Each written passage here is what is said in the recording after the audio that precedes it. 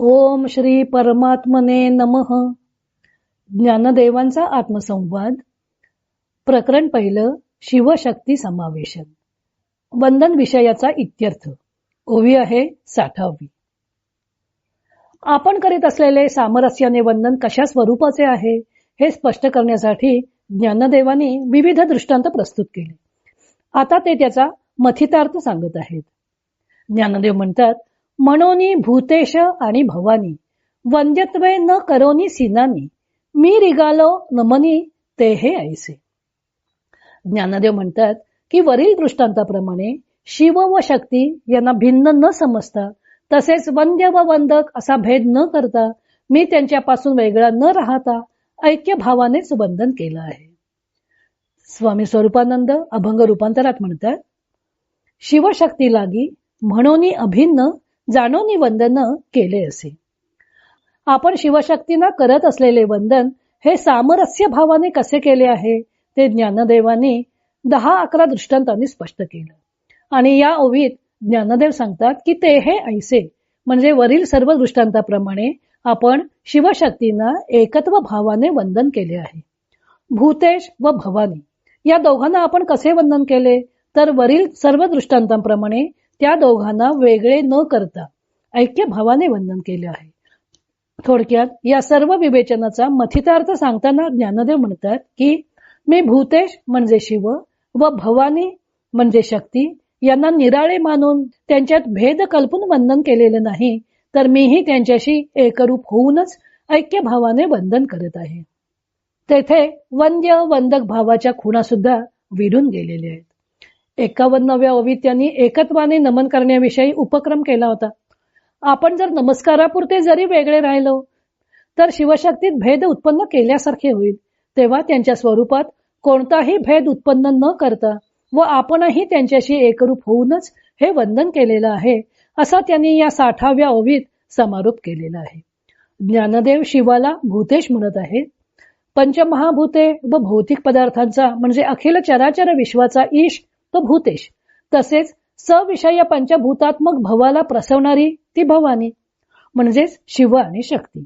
या दोन विशेषणातून त्यांनी अखिल विश्वात्मक शिवाला वंदन केलं आहे असं सुचवलेलं आहे. ज्ञानदेवाने ज्ञानेश्वरीत म्हटलेलं आहे की आदि ब्रह्मा करुनी शेवटी मशक धरुनी माझी समस्त हे जाणोनी स्वरूप माझे मग वाढ धाकुटे न म्हणती सजीव निर्जीव नेणती देखिली ये वस्तू उजू लंठिती मीची म्हणून आपले उत्तमत्व नाठवे पुढील योग्य नेणवे एक सरे व्यक्ती मात्राचे नावे नमुची आवडे सर्व रूपे ही एका परमात्म्याचीच आहेत असे मानून भक्त त्यांना वंदन करतो. जे जे भेटे भूत ते ते मानिजे भगवंत हा भक्तियोगू निश्चित जाण माझा, अशी त्यांनी भक्तियोगाची व्याख्याच केलेली आहे. हिलाच गुरवी भक्ती असं भगवंतांनी म्हटलेलं आहे. सर्व भूतमात्राच एकच परमात्मा शिव भरून राहिलेला आहे हे पाहणे हीच खरी भक्ती. ज्ञानदेव त्याचाच उच्चार भूतेश व भवानी या विशेषणातून सूचित करत आहेत. वंदन म्हटले की त्यात एक कनिष्ठ एक श्रेष्ठ असे द्वैत निर्माण होते, परंतु ज्ञानदेवांचे वंदन हे एकात्म भावाचे निदर्शक आहे. उपास्य व उपासक असा जोपर्यंत भेद असतो तोपर्यंत सर्वात्मकाशी ऐक्य साधतच नाही. मग नाना दैवते व त्यांच्या नाना उपासना पद्धती अस्तित्वात येतात आणि त्या द्वैताचेच पोषण करतात. अशा भक्तीला भक्ती म्हणण्याचेही धारष्ट्याचे ठरेल. ज्ञानदेवांनी ज्ञानेश्वरीत आणखी एके ठिकाणी भक्तीची व्याख्या केली आहे की पै माझी सहज स्थिती भक्ती नाम. परमात्म्याची सहज स्थिती म्हणजे भक्ती. जे ते या ज्ञानाचे प्रकाशे फिटले भेदा भेदाचे कवडसे मग मीची जाहला समरसे आणि भक्तूही देवीची.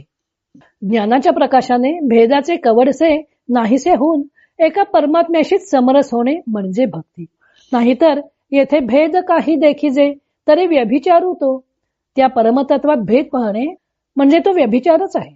एकूण मनात कोणताही भेद न बाळगता शिवशक्तींशी एकरूप होऊन त्यांना वंदन करणे हेच खऱ्या अर्थाने नमन आहे.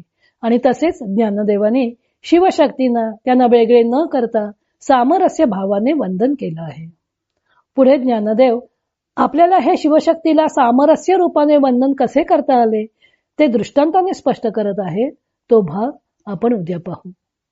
इतर अनेक ग्रंथांचा आधार घेऊन संत ज्ञानदेवांच्या अमृतानुभव या ग्रंथाचं लेखन व वाचन सौ मनीषा अभ्यंकर मिरज यांनी केलं आहे. हरिओम तत्सत.